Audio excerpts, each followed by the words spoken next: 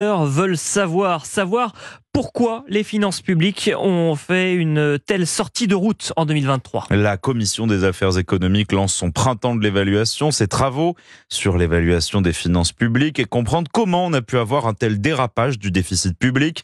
0,6 points entre la prévision et le résultat final. Barthélémy Philippe, le plus probable, c'est que Bruno Le Maire a fait preuve d'un excès d'optimisme. Depuis 2022, Bercy a souvent déjoué les prévisions des économistes sur le taux de chômage ou la croissance. Mais l'an dernier, les faibles rentrées fiscales ont fait dérailler le scénario gouvernemental de réduction du déficit.